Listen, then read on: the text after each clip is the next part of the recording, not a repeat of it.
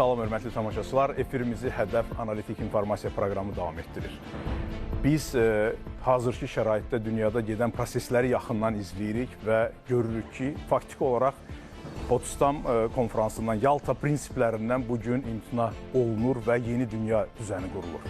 Bəs bu yeni dünya düzənində bizim bölgəmizin, konkret olaraq ölkəmizin yeri haradadır və bu çağırışlar fonunda Azərbaycan Respublikasının atdığı addımların, xarici siyasətinin əsas konturlarının nəyə istiqamətləndiyi sualı da yaranır və Azərbaycanın de facto orta gücə çevrilməsi faktı da bugün təkcə bizim tərəfimizdən deyil, beynəlxalq ekspertlər tərəfindən də vurğulanır. Ən son Cənab Prezidentin Özbəkistana dövlət səfəri və onun nəticələri haqqında danışarkən xüsusilə həmin beynəlxalq ekspertlər bu faktı önə gətirirlər, hörmətli tamaşaçılar. Bugün proqramımızda bütün bu məsələləri qonaqlarımızın iştirakı ilə ətraflı şəkildə müzakirə edəcək. Beləliklə, hədəfin qonaqları. Qonaqlarımız bizim parlamentarilərimizdir. Jalə xanım Əliyeva və Arzuxan Əlizadə. Xoş gəliblər. Təşəkkür ederim. Xoş gəlmişsiniz. Hər ikinizi salamlamaq istəyirəm. Sağ olun. Gender bərabərliyi prinsipini pozaraq icazə verirsinizsə Jalə xanımdan başlayaq. Ya da daha çox hörmət edərək. Bəli. Jalə xanım, mən təşəkkür edirəm. Bir daha gəldiniz. Əminəm ki, dəyərli fikirlərinizdə zənginləşdirəcəksiniz hədəf proqramını. Sağ olun.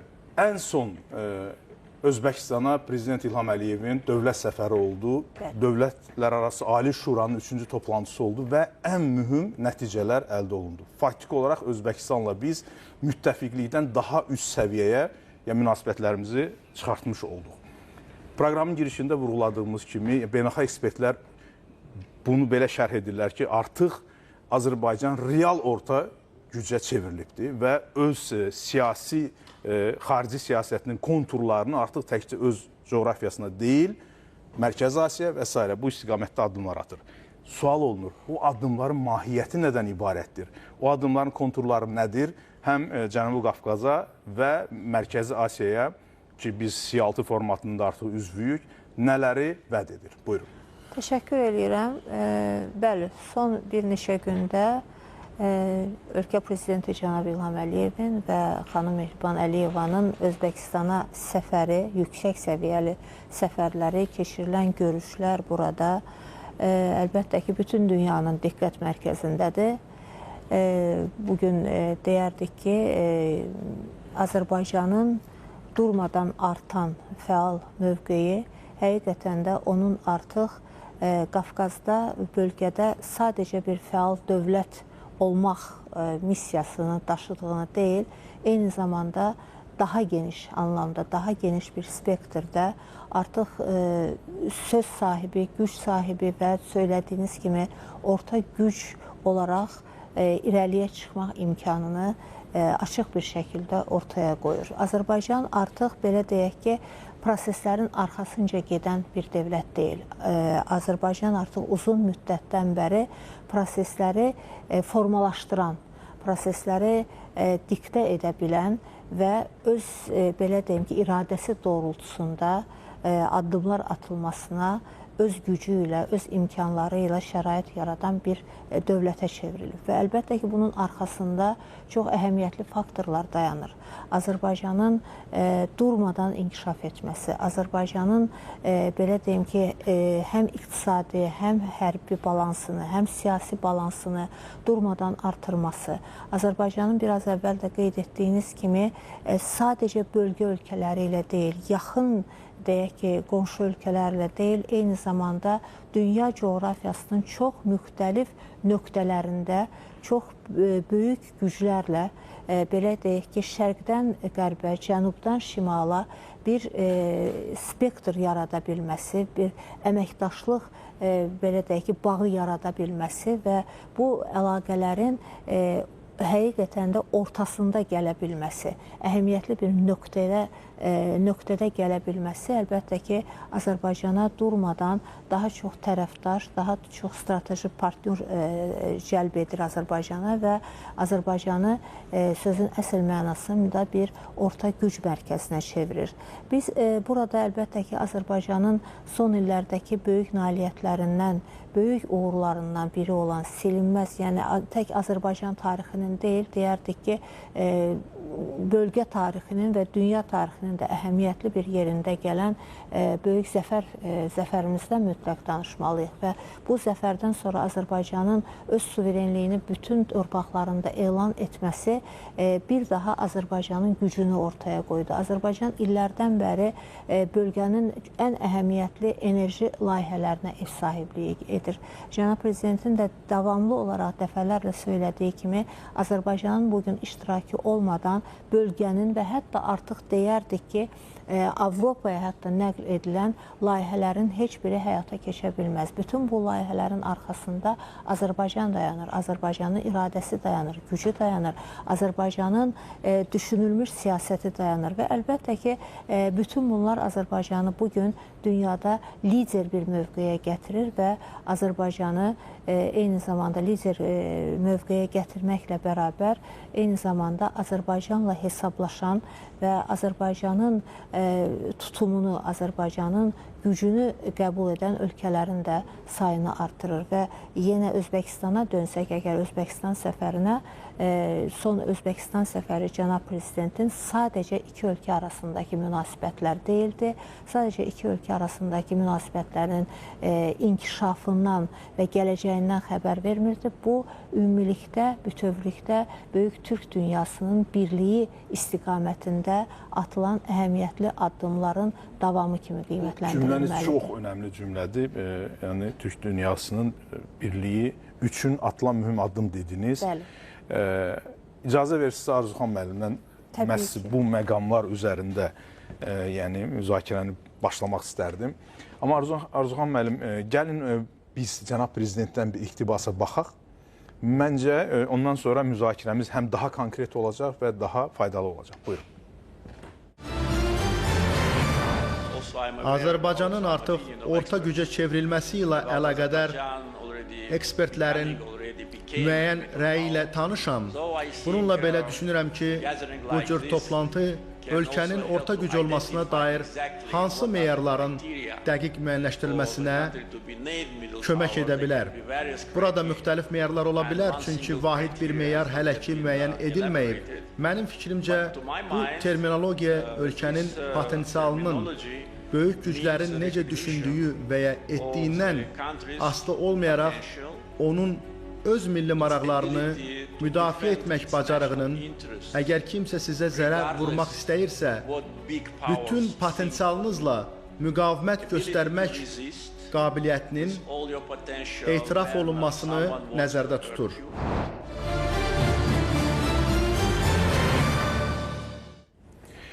Arzuxan müəllim, sual ondan ibarətdir ki, biz hörmətli həmkarınızın vurğuladığı kimi faktiki olaraq Özbəkistanla münasibətlərimizi ən ali səviyyəyə qaldırmaqla paralel olaraq həm də bir əmsal, bir nümunə təşkil edəcək addımlar atdıq. Və Cənab Prezidentin vurğuladığı kimi orta güc olaraq artıq regionda bu addımlarımız bütövlükdə Türk dünyasına, Türk Dövlətləri Təşkilatının üzvü olan ölkələr üçün hansı mənanı daşıyır və onlar üçün necə nümunə olacaq? Buyurun. Elnar müəllim, Cənab Prezident də qeyd elədi çıxışında ki, bir sıra analitik mərkəzlər, eləcə də ayrı-ayrı analitiklər artıq Azərbaycanın bu bölgədə orta güc olması ilə bağlı mövqelərini bildirirlər və bu danılmaz faktdır.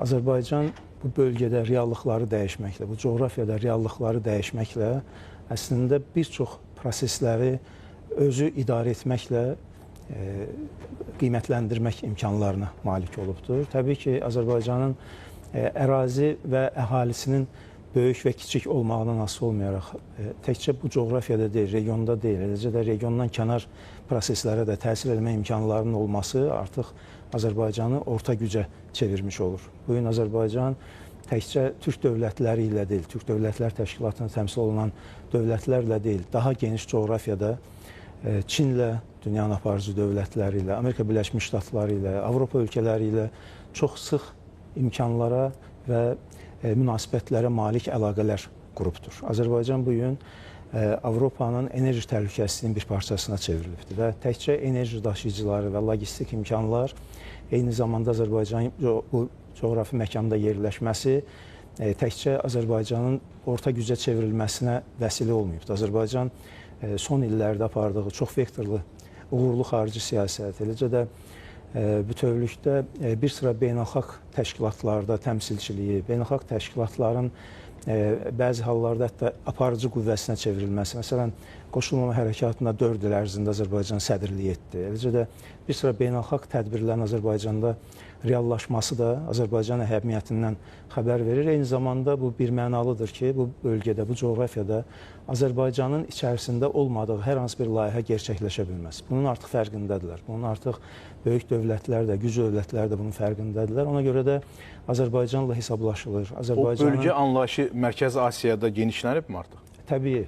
Ötən il bilirsiniz ki, C5 variantı var, formatı var və həmin Orta Asiya Respublika dövlətlərinin təmsil olunduğu həmin təşkilata Azərbaycan da daxil oldu və Azərbaycan da artıq daxil olmaqla C6 formatı formalaşıbdır və onu demək mümkündür ki, Azərbaycan Orta Asiya ilə Cənubi Qafqazı, eləcə də bütövlükdə Türkiyə və Avropanı birləşdirən bir halqaya əsas zəncirin əsas halqasına çevrilibdir. Bu mənada təbii ki, Azərbaycan bu bölgədə baş verən, cərəyan edən prosesləri, eləcə də artıq Orta Asiyada baş verən proseslərə təsir etmək imkanları genişlənibdir. Həmçinin logistik imkanlar gələcəkdə nəzərdə tutulub, Zəngəzur dəhlizi, TRIP layihəsi, nə adlanmanın nasıl olmayaraq, Azərbaycanın bu layihənin tam mərkəzində olması və Azərbaycanın təklifi ilə ümumilikdə bu layihənin gerçəkləşmə imkanlarının mövcudluğu da Azərbaycanın imkanlarını, bu coğrafiyadakı imkanlarını bir qədər də genişləndirəcək və nəzərə alsaq ki, bu layihənin gerçəkləşməsində Çin, Avropa ölkələri, eləcə də Amerika Birləşmiş Ştatları, Böyük Britaniya eyni zamanda maraqlıdırlar təbii ki, region ölkələri ilə yanaşı. Bu layihənin də gerçəkləşəcəyi bir mənalıdır. Eyni zamanda Azərbaycan enerji daşıyıcıları ilə qeyd elədiyim kimi Avropanın enerji təhlükəsinin bir parçasına çevrilib. Eyni zamanda da yaşıl enerji, alternativ enerji, külək və günəş enerjisinin istehsalı imkanları, həmçinin bu gələcəkdə həmin alternativ enerji imkanlarının olması ilə yanaşı bu enerji daşıyıcılarının ixrac etmək imkanlarının da yaranması bir mənalı olaraq Azərbaycanın bu bölgədə əhəmiyyətini daha da artırmış olacaq. Özbəkistan prezidenti cənab Şövkət Mirziyoyevin çıxışında bir məqam var idi. Özəlliklə diqqətimi çəkdi. Dedi ki, Prezident İlham Əliyevin məhz səyləri nəticəsində bu inteqrasiya prosesləri bu səviyyəyə yüksəlib. Və mən sizə sual verərkən təsadüfən demədim ki, bu əmsal təşkil edə bilərmi digər türk dövlətləri üçün? Çünki bugün qurulan yeni dünya düzəni var. Mən Jalə xanıma bu sualı verdim. Bizim yerimiz harada olacaq? Sizə görə Azərbaycan Respublikası və onun lideri bugün necə təsir göstərir və ya bu proseslərə, yəni Türk dünyasının özünün yeri olması üçün və ya bunun konturlarını ki, cənab Mirziyoyev vurğuladı, əslində mənim fikrimcə buna işarə etdi. Siz necə hesab edirsiniz? Necə müəyyənləşdirir və bu qədər həm də təzyiqlər altında? Dalğa-dalğa üstümüzə gəlirdilər. Yəni, bu misalların sayını artıra da bilərik. Söz sizdədir. Bu sir deyil ki, zamanında dünya faktiki olaraq iki qütblü dünya var idi.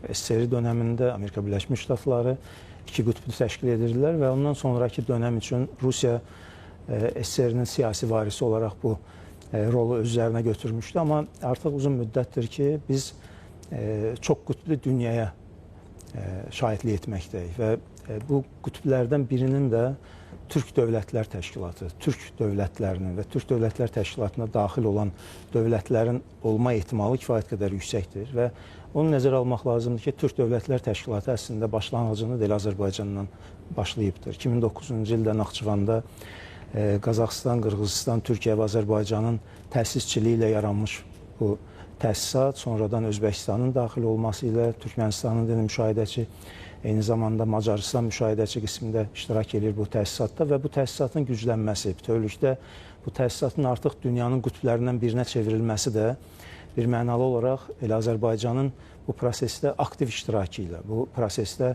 Türk dövlətləri ilə, Türkiyə ilə xüsusilə də dominantlıq təşkil etməsi ilə formalaşıbdır və bir mənalı olaraq bu yeni o düzənin formalaşmasında Azərbaycanın öz yeri var və onu da nəzərə almaq lazımdır ki, bu coğrafiyada Azərbaycan uzun müddət yerimizlə ərzində paralel olaraq elə sualımızı çox üzr istəyirəm Arzuhan mənim dipnot olaraq qeyd edirəm. Sadəcə davam edərsiniz. Yerimiz sözsüz ki var. Təbii. Amma biz burada oyun qurucuyuq artıq.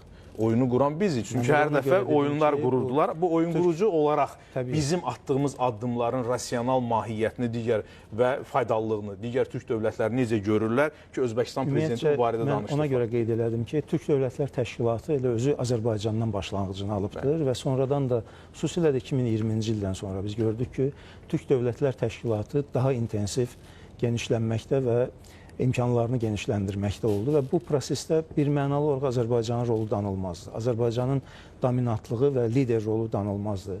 Təbii ki, bu 2020-ci ildə biz 44 günlük müharibə ilə torpaqlarımızı işğaldan azad etməklə, ərazi bütövlüyümüzü və suverenliyimizi bərpa etməklə sonraki etaplarda daha da gücləndik bu coğrafiyada və bu güclənməyimiz təbii ki, bütövlükdə Türk dünyasına təsirsiz ötüşmədi. Azərbaycanın bu regionda artıq söz sahibi olması, müstəqil siyasət yürütməsi də digər türk dövlətlərini də, Türkiyə öz yerində Azərbaycanla əvvəldən qardaş dövlətdir və atılan addımlar da birgə atılır, elə bu coğrafiyada da. Eyni zamanda da Türkistan adlandırdığımız geniş coğrafiyada Orta Asiya Türk dövlətləri də bu prosesə artıq cəlb olundular. Məncə Orta Asiya adlandırdığımız Türkistan coğrafiyasında daha doğru olur. Daha doğru. Çünki qədim adı Türkistandır. Əslində qədim adı Türkistandır və elə Türkistan da adlandırılmalıdır.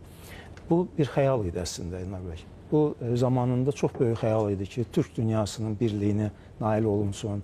Bütövlükdə Türk dünyası, Türk dövlətləri dünyanın aparıcı qütbünə çevrilə bilsinlər və bu prosesdə Azərbaycanın rolu bir daha qeyd edirəm ki, xüsusi olaraq altını cızaraq deyirəm ki, bir mənalı olaraq liderliyi, Azərbaycanın dominantlığı ilə baş vermiş proseslərdir. Çünki ümumilikdə orta gücə çevrilmək üçün əhalisinin böyük olması, ərazisinin geniş olması önəmli deyil.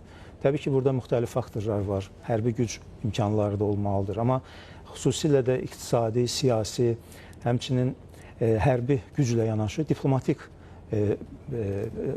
çərçivədə də bacarığa nail olmaq lazımdır ki, bunda Azərbaycan xüsusilə də son illərdə Azərbaycan prezidentinin fəallığı, Azərbaycan prezidentinin yürütdüyü çox uğurlu xarici siyasət, çox vektorlu xarici siyasət bütövlükdə Azərbaycanın bu proseslərin əsas aparıcı qüvvəsinə çeviribdir. Ona görə də bu proseslərdə Azərbaycanın yeri, yəni elə bir məqamdadır ki, bir daha qeyd edirəm, Azərbaycanın faktiki olaraq iştirak etmədiyi hər hansı bir layihə gerçəkləşə bilmir. O mənada Azərbaycan onu birinci anlayanlardan biri elə Fransa olmuş. Əsas lider dövlətdir. Bəli, elə Fransada digər bizim şimal qonşumuz, cənub Uran müqavilələri bağlayıb buradan daşımaq. Bu proseslərdə artıq onu qəbullanıbdılar ki, Azərbaycan bölgənin əsas dövlətidir və mütləq mənada bu regionda nəyəsə nail olmaq istəyirlərsə, mütləq Azərbaycanla razılaşdırmalıdırlar.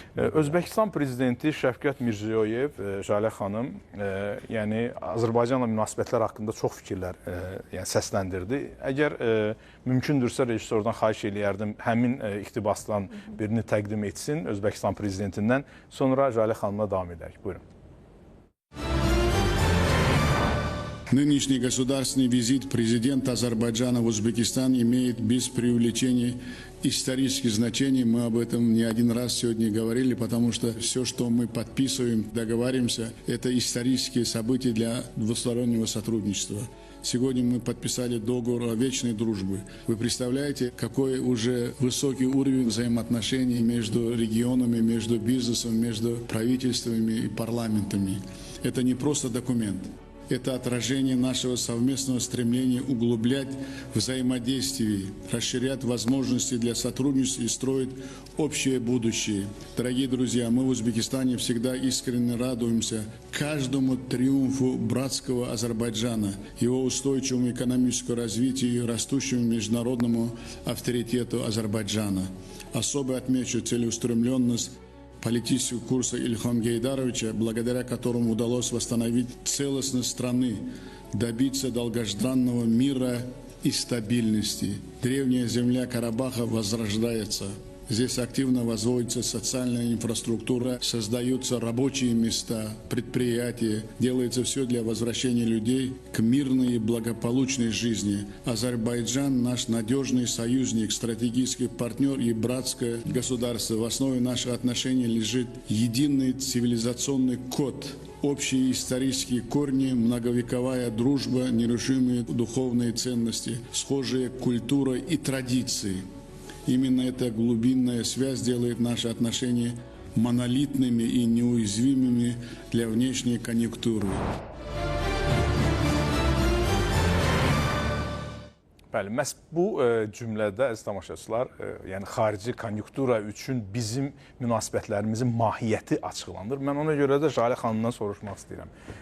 Cənab Mirziyoyev o fikrində ki, monolit bizim münasibətimiz var, pozulması, xarici, yəni hansısa faktorların asılı olaraq dəyişməsi qeyri-mümkündür ifadəsini nə üçün işlətdi sizə görə? Və orada xüsusilə ortaq köklərimizə və s. işarələr var idi, dinlədik. 21-ci əsr türk əsri olacaq deyilirdi. Hələ illər bundan əvvəl, 21-ci əsrə biz hələ qədəm qoymamışdan əvvəl. Və biz artıq 21-ci əsrin birinci rübünü başa vurmuşuq.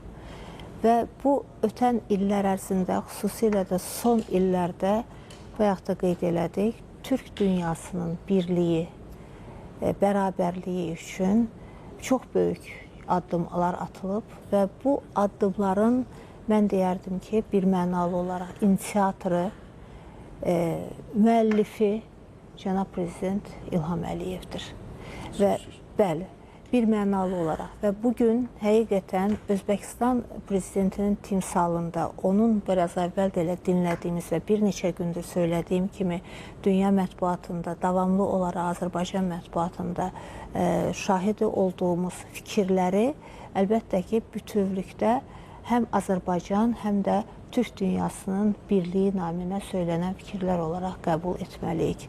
Biraz əvvəl dinlədik, Özbəkistan prezidenti Azərbaycan prezidentinin cənab İlham Əliyevin həyata keçirdiyi siyasət sayəsində Azərbaycanın durmadan inkişaf edədiyini, Azərbaycanda iş yerlərinin, müəssisələrin açıldığını, Azərbaycanın balanslı bir siyasət həyata keçirdiyini, Azərbaycanın öz bütövlüyünü, suverenliyini təmin edə bildiyini qeyd etdi və Azərbaycanla tarixi bağlarla bir-birimizə bağlı olduğumuzu bir daha bəyan etdi və bu bağların, bu ənənənin, bu ortaq ənənənin, ortaq mədəniyyətin gələcək, deyək ki, ittifaqımıza, gələcək əməkdaşlığımıza əhəmiyyətli bir stimul verdiyini də öz çıxışında bildirdi. Eyni zamanda cənab prezident İlham Əliyev də.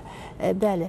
Həm də mühtəməl veriləcək suala da cavab verdi ki, niyə verə bilərlər bu sualı? Müttəfiq idilər, indi əbədi dostluq haqqında müqavilə bağlayırlar. Səbəbini həm də bu sözlərlə izah edir. Təbii ki, söylədiyiniz kimi çünki xarici faktor məsələsini vurğulayır orada. Biz ən yaxın tarixi də yaşaya-yaşaya gəlirik.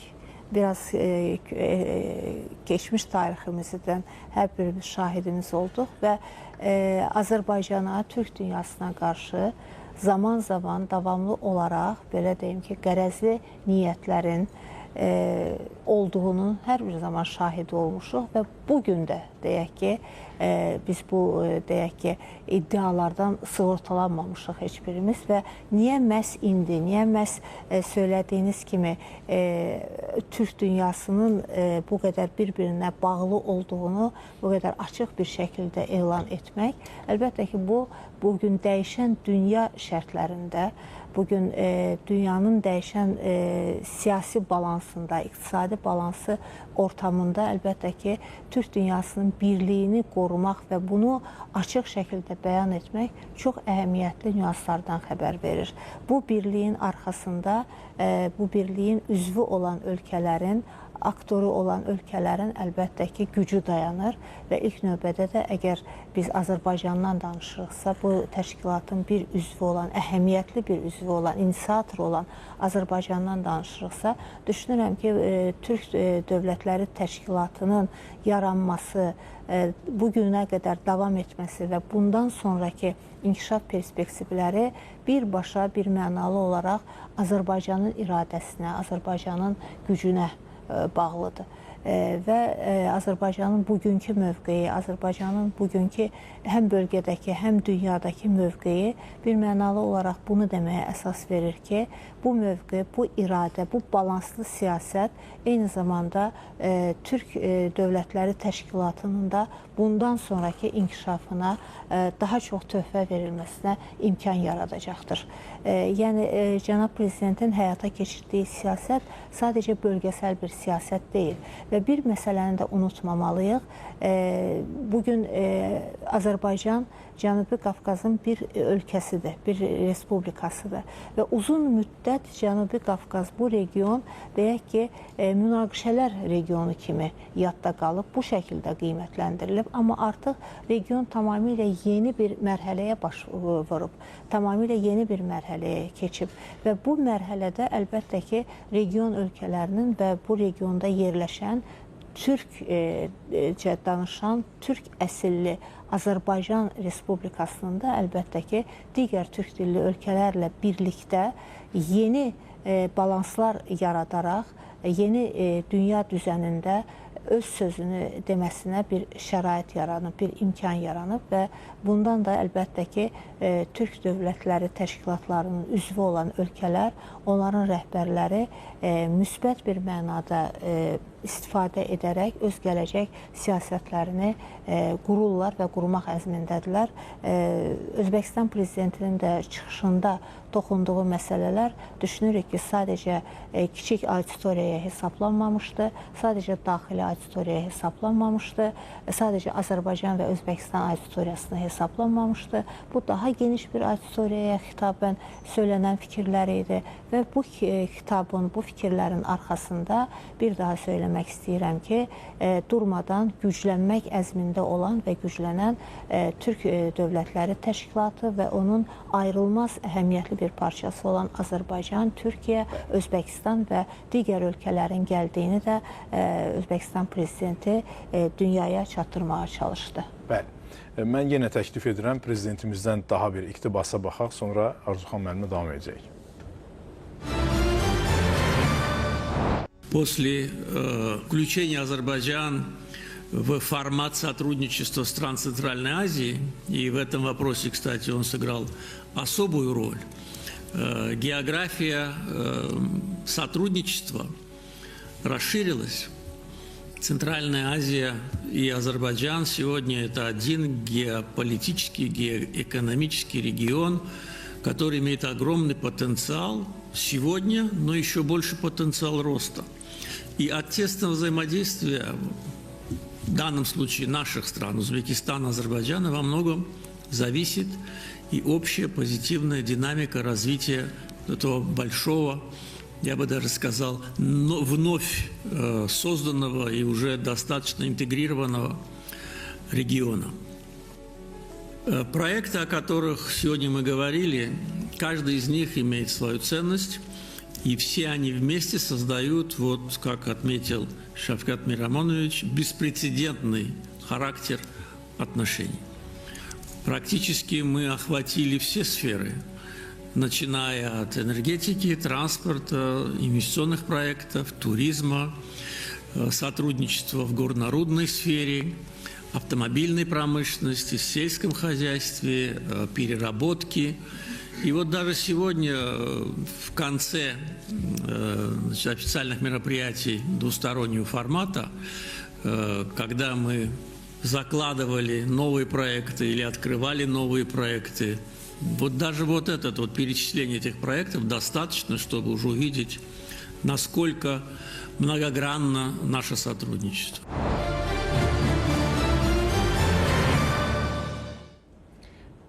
Bizim münasibətlərimiz, yəni Özbəkistanla münasibətlərimiz bütövlükdə artıq bir Türk dünyası üçün, yəni lokomotiv rolunu oynayacaq ifadəsini də işlədirlər.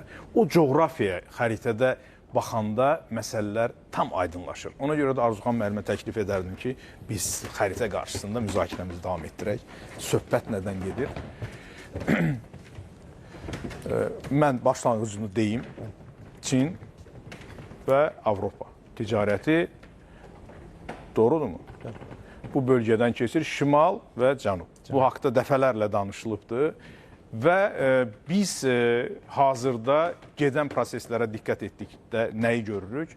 Çinin həm Özbəkistanla, həm də Azərbaycanla çox ciddi şəkildə münasibətləri var. Hətta sənədlərlə ihtiva olunub, strateji tərəfdaşlıq haqqında sənədlər imzalanıb, bizimlə də Özbəkistanla da var.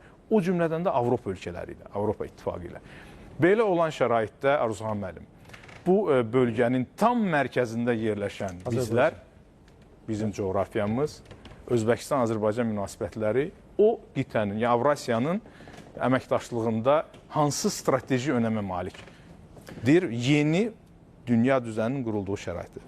Biz bayaq sizinlə söhbətimizdə qeyd elədik və cənab prezident də bu məsələni xüsusi olaraq vurğuladı ki, Orta Asiya formatına, C5 adlandırdığımız həmin formata Azərbaycan da daxil oldu ötən il və C6 formatında hansı əraziləri əhatə edir göstərsəniz? İndi mən burada ola bilər hamısı görünür, amma Qazaxıstan, Qırğızistan, Özbəkistan, Türkmənistan siz dedikcə mən göstərim. Bəli. Qazaxıstan, Türkmənistan, Türkmənistan oradadır, Özbəkistan. Bəli, və s. Bu coğrafiyanı bütövlükdə Azərbaycan da bu prosesdə iştirak etməklə təsadüfi deyil Azərbaycanın bu coğrafiya, bu prosesə cəlb olunması və bu formatda təmsilçiliyi. Cənab Prezident də qeyd elədi ki, bu format Azərbaycanın dəvət olunmasında Özbəkistan Prezidenti cənab Şövkət Mirziyoyevin xüsusi xidməti olubdur, xüsusi rolu olubdur, amma digər dövlətlər də, digər türk dövlətləri də onun fərqindədirlər ki, bütövlükdə bu orta dəhliz enində sonunda Azərbaycandan keçir. Və Azərbaycanın Türkiyə ilə, eləcə də bütövlükdə Avropa ilə münasibətləri, Azərbaycanın son dövrlərdə xüsusilə formalaşmaqda olduğu, həm Çinlə, həm Amerika Birləşmiş Ştatları ilə münasibətləri bir mənalı olaraq Azərbaycan bu layihənin mərkəzində olmasını saxlayır və bu kontekstdə təbii ki, Azərbaycan əsas önəmli rol oynayır. Və təkcə orta dəhliz deyil, eyni zamanda şimal, cənub, şərq-qərb layihələrinin də tam mərkəzində Azərbaycandır və Azərbaycanın son dövrlərdə xüsusilə logistik imkanlarının geniş olması ilə, bu coğrafiyada yerləşməsi ilə yanaşı, bu prosesi çox uğurla aparmasını da xüsusi olaraq qeyd eləmək lazımdır. Biz bu tranzit layihələri, logistik layihələri bir qədər də genişləndiririk. Yeni infrastruktur layihələri həyata keçirilir. Məsələn, Ələt beynəlxalq limanının tikintisi, indi orada yaxınlıqda bir təyyarə limanı da tikilir, istifadəyə veriləcək yəqin ki, bu yaxınlarda və bütövlükdə bu, həmin o yük daşımaların həm həcmini artıracaq, həm daha rahat və tez çatması imkanlarını özündə ehtiva eləyəcək və bütövlükdə bu prosesdə Azərbaycanın rolu danılmazdır. Siz analitiksiz. Burada iki xətti müşahidə edirsinizmi? Bir, Azərbaycan nə edir? Bir, dediyiniz kimi infrastrukturu gücləndirir, doğru mu? Sadalayırsınız. İki, bu coğrafiyada açar ölkələrin gücünü yaradır. Bunu görürsünüzmü? Yəni Özbəkistan timsalında Qazaxıstanla olan əlaqələr, və o ölkələrlə ikitərəfli o prosesi izah edin. Çünki zamanında Zbigniew Brzezinski nə deyirdi? Avrasiya coğrafiyasına yəni nəzarət edən dünyaya nəzarət etmiş olur məşhur kitabında. Ona görə də o kontekstdən baxanda bu proseslərə o deyilən fikri bir qədər də inkişaf elətdirsə əgər, bugün enerji daşıyıcılarına, eləcə də logistik imkanlara, tranzit imkanlarına malik olanlar bütövlükdə güc mərkəzinə çevrilirlər və prosesləri idarə eləmək, proseslərin mərkəzində olmaqla yanaşı, eyni zamanda onu yönləndirmə imkanları əldə edirlər ki, Azərbaycan da konkret olaraq bu mövqedədir.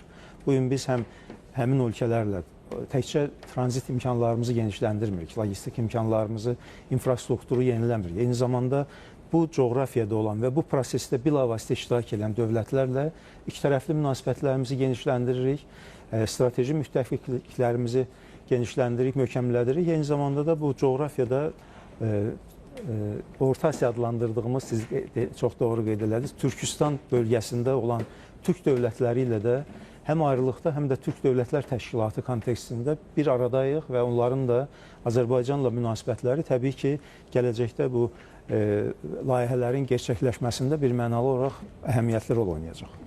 We are the key states, İngiliscə desək. Biz açar dövlətlər. Açar dövlət, təbii. Qoy görsünlər biz nə istiqamətlə biz siyasət aparırıq. Biz buna nə bu güc birliyi təbii olaraq yaranmırmı sizə görə? Yəni cənab Mirzoyev nə dedi? Köklərimiz birdir, qanımız birdir, özümüz birik, qardaşlıq və s. Amma coğrafi mövqeyimizdən də biz faydalanırıq, təbii haqqımızdır. Tarixi köklərimiz eynidir, adətlərimiz eynidir, dilimiz faktiki olaraq eynidir. Biz eyni kökdən pöhrələnən dövlətlərik, xalqlarıq. Amma bütün bunlarla yanaşı hər dövlətin özünün maraqları olur. Hər dövlətin maraqları təbii ki, qardaş dövlət olsa belə öz maraqlarından üstün deyil. Bu kontekstdə Azərbaycan həmin dövlətlərin öz maraqları da Azərbaycanın maraqları da üst-üzə düşür və onlar da onun fərqindədirlər. Bir daha ona qayıtmaq istəyirəm ki, bu coğrafiyada əsas açar dövlət, siz də çox doğru qeyd edirsiniz, Azərbaycandır. Və bütün layihələr Azərbaycan üzərindən gerçəkləşdirilir. Və xüsusilə də o məsələyə mən diqqəti bir daha cəlb eləmək istəyirəm ki, Azərbaycan bu açar dövlətə çevrilmə imkanlarını 2020-ci ildən sonra qazandı. Zamanında bu reallıqları, Azərbaycana bu yaratdıqları, Azərbaycanın düşməni olan dövlətlərin yaratdıqları reallıqları Azərbaycanı təhrik eləmək istəyirdilər ki, Azərbaycan barışsın onunla. Biz barışmadıq. Biz 30 il ərzində torpaq itkisi ilə barışmadıq, ərazi itkisi ilə barışmadıq. Biz sona qədər dedik ki, sizin yaratdığınız bu süni reallıqlar əsas reallıqlar deyil. Reallıqları biz özümüz yaratdıq. 2020-ci ildə Allah bizim bütün şəhidlərimizə rəhmət eləsin. Qazilərimizə, vətən uğrunda canından, qanından keçən əskərlərə, igidlərimizə və təbii ki, bütün prosesin başında yanan cənab prezidentə can sağlığı arzulayaq ki, Azərbaycana bütövlükdə bu reallıqları yaratmış oldu. Azərbaycan bu bölgədə reallıqları dəyişdi. Artıq zamanında deyirdilər ki, bizim reallıqlarla barışın, biz barışmadıq. Bu gün isə həmin o güc dövlətləri bir mənalı olaraq Azərbaycanın bu bölgədə yaratdığı, bu coğrafiyada yaratdığı reallıqlarla barışmaq zorundadılar. Ona görə də biz 2020-ci ildən sonra, xüsusilə də 2023-cü ildən sonra bu bölgəyə barış gətirdik, sülh gətirdik. Dayanıqlı sülhə nail olmaq istiqamətində ciddi addımlar atılır və konkret olaraq bu reallıqları yaratmaqla da biz proseslərin mərkəzindəyik. Burada bir ölkə var, adı ilə Republik Fransızdır, yəni Fransa Respublikası. Bu istəyirdi ki, bizi bypass edib, buradakı qan qardaşlarımızla uran müqavilələri bağlı bizi bypass edib. Və bizim cavabımız bugün görünmürmü? Yəni, bir mənalı görünür. Bizim cavabımız onlar kimi deyil. Biz konkret addımlar atırıq. Onun mahiyyəti nədir? Siz həm siyasətçisiniz, yəni məncə sizə daha yaxşı dinləyirlər. 2 il bundan əvvəl yadınızdadır. Həmin o göstərdiyiniz dövlətin prezidenti Makron səfər elədi Qazaxıstana və Qırğızstana. Orada o yataqlardan bilavasitə hansısa formada başqa dolayı yollarla istifadə etmək nəzərdə tutulurdu. Amma həmin Türk dövlətləri artıq görürdülər ki, bu prosesdə Azərbaycanın yaratdığı o tranzit layihələri daha səmərəlidir, daha sərfəlidir. Ona görə də geri qayıtdı, əliboş qayıtdı və əliboşda qalacaqlar. Çünki bütövlükdə qeyd elədiyim kimi biz həm eyni xalqın nümayəndələriyik, Türkistan ərazisinə yaşayan dövlətlərlə və eyni zamanda da onlar da fərqindədirlər ki, daha o cavab deyilmi? Yəni əbədi dostluq haqqında müqavilə. Bir mənalı. Bu əslində bizim təkcə cavabımız deyil. Yeni termindir əslində və bizim üçün də əslində bir yenilikdir, bir ilkdir bu diplomatiyada əbədi dostluq haqqında müqavilə imzalanıbdır və xüsusilə də qeyd eləmək istəyirəm, indi Özbəkistanla Azərbaycanın bağladığı bu əbədi dostluq haqqında müqavilə təbii ki, bir günün içərisində olmayıbdır. Biz xüsusilə də mən son 5 ili götürmək istəyirəm. Son 5 il ərzində əyləşib danışa bilərik. Azərbaycan, bəli. Buyurun, davam edin. Son 5 il ərzində Azərbaycan və Özbəkistan arasındakı münasibətlər kifayət qədər artan dinamika ilə inkişaf edib. 2022-ci ildə strateji müttəfiqlik, ondan sonra digər kontekstdə keçibdir və bütövlükdə artıq biz əbədi dostluq haqqında bir müqavilə imzalamışıq və son 5 il ərzində əgər bir statistik məlumata da diqqət yetirsək, Azərbaycan və Özbəkistan prezidentləri qarşılıqlı olaraq 15 səfər ediblər. Azərbaycan prezidenti Özbəkistana 2 dövlət səfəri, Bütövlükdə 7 səfər olub. Bütövlükdə 7 səfər olub, eyni zamanda 9 səfərdə Şövkət Mirziyoyev eləyibdi Azərbaycana və bu kontekstdə dövlətlərimiz arasındakı münasibətlər intensiv olaraq inkişaf eləyibdi və Cənab Prezident də qeyd elədi, bunu xüsusi olaraq qeyd eləmək lazımdır. Azərbaycanın işğaldan azad olmuş ərazilərində ilk investisiya qoyan dövlətlərdən biri də elə Türkiyənin təbii ki, əgər nəzərə almasaq, Özbəkistandır. Hədiyyə də verib bilir. Füzulidə, bəli, Füzulidə Mirzə Uluqbəy adına 9 şagird yerlik məktəb tikilibdir. Eyni zamanda Cənab Prezident də qeyd elədi ki, işğaldan azad olmuş ərazilərdə Xankəndində ən böyük sənaye müəssisəsi, tikiş fabriki tikilibdir. Eyni zamanda bir sıra digər layihələrin həyata keçirilməsində də Özbəkistan bilavasitə iştirak edibdir və bugün Azərbaycanda 130-dan artıq Özbəkistan şirkəti fəaliyyət göstərir. Həmçinin Özbəkistanda da Azərbaycan şirkətləri fəaliyyət göstərməkdədirlər. Yeri gəlmişkən elə 2 günlük səfərdə Azərbaycan prezidenti və Özbəkistan prezidenti onlayn qaydada bir sıra layihələrin gerçəkləşməsinə şahidlik etməklə yanaşı təməl qoyma mərasimlərində onlayn qaydada iştirak elədilər və bütövlükdə bu artan dinamika üzrə inkişaf edən əlaqələrimiz təkcə siyasi deyil, eyni zamanda iqtisadi müstəvidə inkişaf etməkdədir və gələcəkdə də $1 milyard rəqəmi, yəni ticarət dövriyyəsində boşundan irəli sürülməyib. Son 2 il ərzində 3 dəfə artıbdır. Bugün keçəni $775 milyon olub. Hədiyyə mübadiləsi və 2030-cu ildə artıq $1 milyard çatması gözlənilir və təbii ki, bu dövlətlər arasındakı münasibətlərin 795 milyon dollardır. Təşəkkür edirəm, düzəltdim. 795 milyon dollardır hazırda və 2030-cu ilə qədər 1 milyardlıq hədəfi nəzərdə tutubdular. Bəli, təşəkkür edirəm. Jalə xanım, dünən də proqramımızda bu sualı verdim. İndi digər türk dövlətlərdə, yəni biz əlaqələrimizi Özbəkistanla bu səviyyəyə qaldırdıq.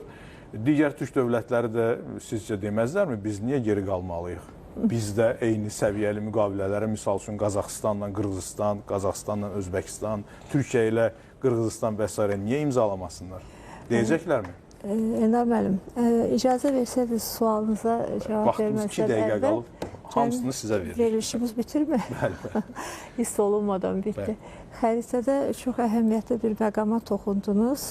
Mənim hörmətli həmkarım danışarkən Fransanı göstərərək bir zamanlar həyata keçirdiyi siyasətlə tamamilə bölgədə Azərbaycanı bir bypass vəziyyətinə salmağa çalışırdı. Amma bilirsinizmi, bunlar baş tutmadı. Çünki bütün bunlar qeyri-real xülyalar idi, xəyallar idi.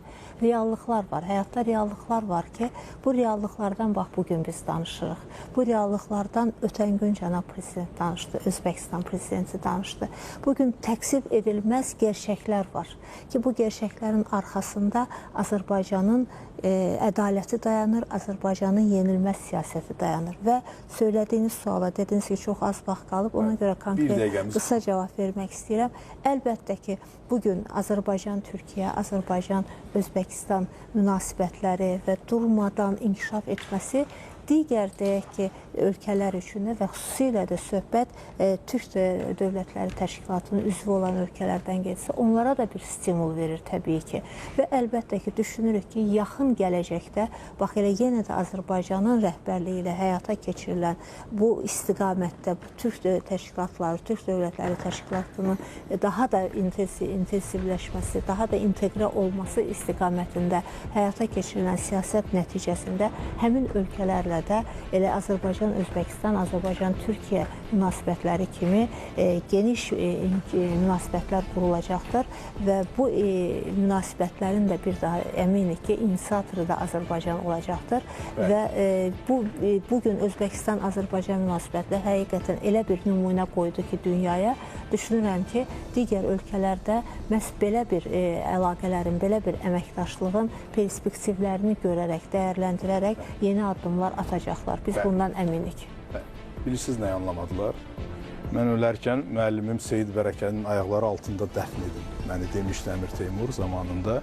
Onlar bu sədaqəti çox da Qiymətləndirilir. bəli. İnşallah qiymətləndiriləcək. Onu Avropalılar təəssüf ki, yəni bəzi Avropalılar hamısının adına yazmayaq. Təşəkkür edirəm sizə. Düşünürük ki, haqq yerini hər zaman tapır. Jalə Əliyeva, Arzuxan Əlizadə, bizim parlamentarilərimiz çox sağ olun, maraqlı müzakirələrə görə. Təşəkkür edirəm. Əziz tamaşaçılar, Hədəf proqramında yekunlaşdırırıq. Bu saat üçün sağ olun, gəlin görüşlərə.